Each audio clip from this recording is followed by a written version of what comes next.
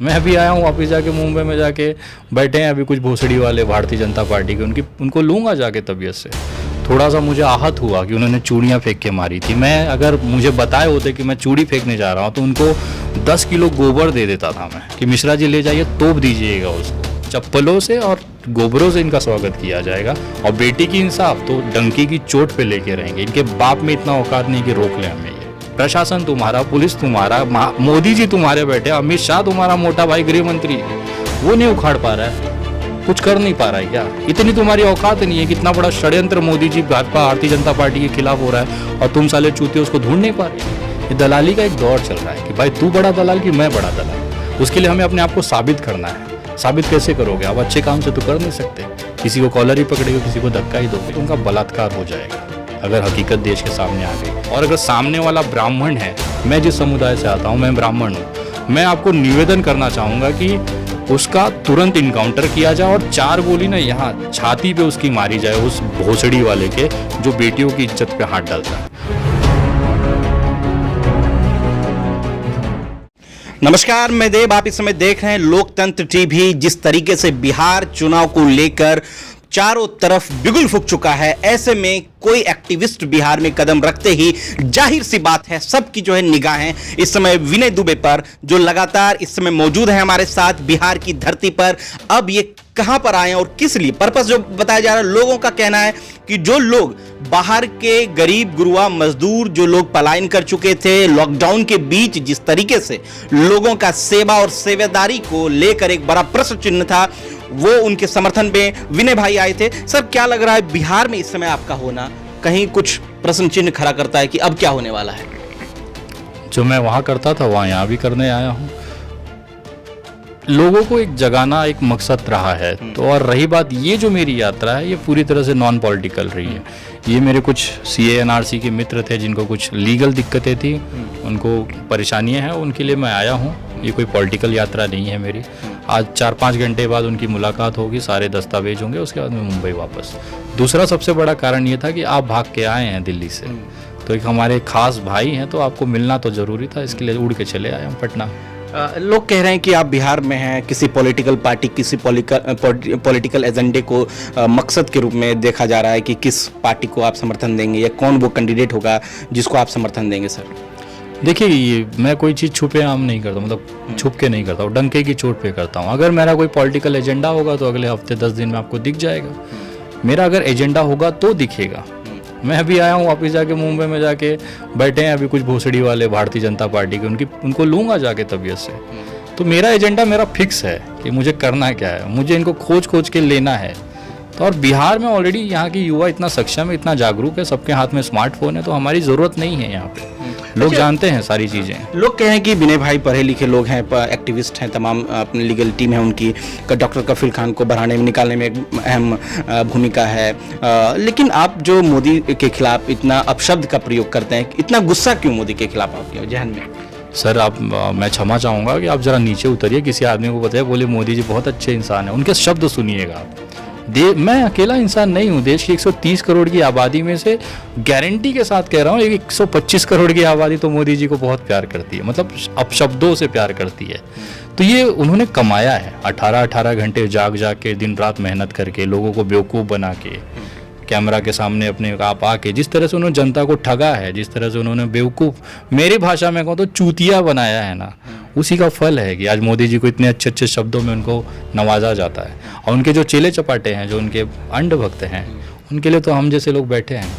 तो जब बिहार चुनाव को आप देख रहे हैं, यहाँ तमाम देश में जो है तरह जैसे कांड को लेकर सवाल उठने, बिहार में भी उठ रहा है, लेकिन एक बात बताइए कि स्मृति ईरानी के ऊपर चूड़ी फेंकना, आपकी टीम, वो तमाम जो एक्टिविस्टों का जो एक ग्रुप है, उन्होंने स्मृति ईरानी के ऊपर चूड़ी फेंका। क्या चूड़ी फेंकने से हाथरस की जो पीड़िता है, न्याय मिल जाएगा क्या? सर, मैं तो पहली चीज़ देश से क्षमा चाहता हूँ कि हमने चूड़ियाँ फेंकी, गोबर फेंकना चाहिए था, गलती हुई हमसे, अगली बार नहीं होगी। दूसरा चीज़ ये कहना चाह रहा है कि जो औरत छोटी छोटी चीज़ों पे प्रधानमंत्री को चूड़ियाँ भेज देती थी, छाती पीट के रास्तों पे आंदोलन करती थी, उनकी जबकि खुद की बेटी है, उस महिला को इतनी सी शर्म नहीं है, इतनी बेशरम औरत है कि एक बेटी का बलात्कार हो जाता है, उसकी हत्या हो जाती है, उसके बाद 14-15 दिन तक रास्तों पे आंदोलन होते हैं, ये सोई हुई हैं। मैं तो शर्मा, मेरे बड़े भाई बनारस वाले मिश्रा जी को मैं थोड़ा सा मुझे आहत हुआ कि उन्होंने चूड़ियाँ फेंक के मारी थी। मैं अगर मुझे बताए होते कि मैं चूड़ी फेंकने जा रहा हूँ तो उनको 10 किलो गोबर दे देता था मैं कि मिश्रा जी ले जाइए, तोप दीजिएगा उसको, बेशरम औरत को। क्योंकि जिसके अंदर इंसानियत नहीं है, एक बेटी की माँ होते हुए भी अगर उसके अंदर मातृत्व नहीं है तो एक बोलते हैं ना कि एक बेकार सी एक वस्तु है, इस देश के ऊपर बोझ है। तो और रही बात इंसाफ दिलाने न दिलाने की, उसके लिए संविधान है। बाबा साहब आम्बेडकर जी ने वो प्रावधान बना के गए हैं कि इनका बाप भी उस बेचारी को इंसाफ दिलाएगा। इनकी ये कितना भी कोशिश कर लें, घर न जाने दें, मीडिया पे हमला कराएं, जो लोग उसके लिए आवाज़ उठाए उनको जेलों में उठा के डाल दें। मैं आपके वीडियो के माध्यम से ये दावे के साथ कह सकता हूँ, इनकी जितना पिछवाड़ा इनको रगड़ना है रगड़ लें, लेकिन इन्होंने जो हरकतें की हैं ना, जनता देख रही है। और चप्पलों से और गोबरों से इनका स्वागत किया जाएगा।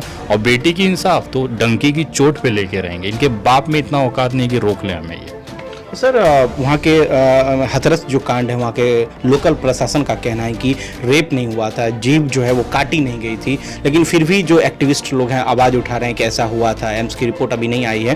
तो क्या लगता है कि आपको ऐसा हुआ है, या जिस तरीके से लोग प्रोटेस्ट कर रहे हैं, पूरे देश में जन आंदोलन है मोदी सरकार के खिलाफ, मोदी सरकार ये कह रही है कि एक बहुत बड़ी षड्यंत्र है ये, तो फिर साबित करिए ना भैया, षड्यंत्र है जब मोदी सरकार खुद कह रही है। एक बात बताइए, पुलिस आपकी है, सीबीआई आपकी है, आईबी आपकी है, और देश को आप बेवकूफ़ बनाएंगे कि ये षड्यंत्र है। षड्यंत्र करने वालों को लाइए ना सामने। प्रशासन इतना कमजोर है बीजेपी सरकार की कि इतना बड़ा षड्यंत्र कोई करके चला जाएगा और बीजेपी नहीं ढूंढ पाएगी उसको।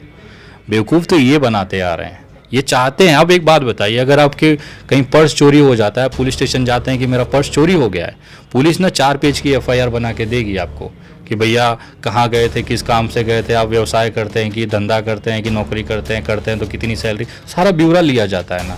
इसका अगर इस पीड़िता जो लड़की जिसका देहांत हो उसका एफआईआर कॉपी उठा के देखिए, 4 लाइन में एफआईआर ख़त्म कर दी इन्होंने। लड़की खेत में गई थी, एक आरोपी आता है, उसका गला दबाता है, लड़की की माँ चिल्लाती है, लड़का धक्का देता है, लड़की का बैलेंस ख़राब होता है, वो पीछे के पीठ के बल गिरती है, एक ईंटा उसके सर के पास लगता है, चोट इतनी गंभीर होती है सर के कि उसकी दोनों दांत दब जाते हैं जिसमें जीभ कट जाती है। बताओ, जेम्स बॉन्ड की पिक्चर चल रही है ये स्टेटमेंट है। लड़की खुद वीडियो में डिस्क्लोज करके गई है, एक मरने वाली लड़की आखिरी समय में अपना बयान देके जाती है कि मेरे साथ ये चीज़ें हुई, ऐसी ऐसी चीज़ें हुई है, और पुलिस दिखा रही कि लड़की गिर गई, ईंटा लगने से उसकी मुंह बंद हो गया और जबान कट गई। कहीं सुना है क्या आज तक ऐसा होता है? मेडिकल साइंस में आप प्रूफ करा दो कि ये चीज़ें होती हैं। जीभ इतनी कमज़ोर होती है कि धक्का लगने से कट जाएगी। वो अपनी खामियां, जो अपनी नाकामी है, वो छुपाने के लिए पूरा जो प्रोपोगेंडा तैयार किया गया है। लेकिन अभी भी देश के अंदर संविधान है और हम लोग को पता है। और ये चीज़ अगर षड्यंत्र है तो मैं खुली चुनौती देता हूँ भारतीय जनता पार्टी के हर उस अंधभक्त को, सालों तुम्हारी अगर औकात है ना, षड्यंत्रकारी को सामने लाओ ना। प्रशासन तुम्हारा, पुलिस तुम्हारा, मोदी जी तुम्हारे बैठे, अमित शाह तुम्हारा मोटा भाई गृह मंत्री, वो नहीं उखाड़ पा रहा है, कुछ कर नहीं पा रहा है क्या? इतनी तुम्हारी औकात नहीं है कि इतना बड़ा षड्यंत्र मोदी जी भारतीय जनता पार्टी के खिलाफ हो रहा है और तुम साले चूतिए उसको ढूंढ नहीं पा रहे हो? प्रियंका गांधी और राहुल गांधी की गिरबान पर हाथ डाल दिया गया है। प्रियंका गांधी एक महिला हैं, उनके जो है चेस्ट पर हाथ लगाया गया पुरुष पुलिस के द्वारा, तो उसको सर आप कैसे देख रहे हैं? भाई, मालिक को खुश करना है। मोदी जी अगर योगी जी को खुश करना है तो उसका शॉर्टकट है भाई, राहुल गांधी, प्रियंका गांधी और उनका जितना विपक्ष है, अखिलेश जी, ममता बनर्जी, सबको कुछ ना कुछ आक्षेपपूर्ण चीज़ें करो, आपको कल एसपी बना दिया जाएगा।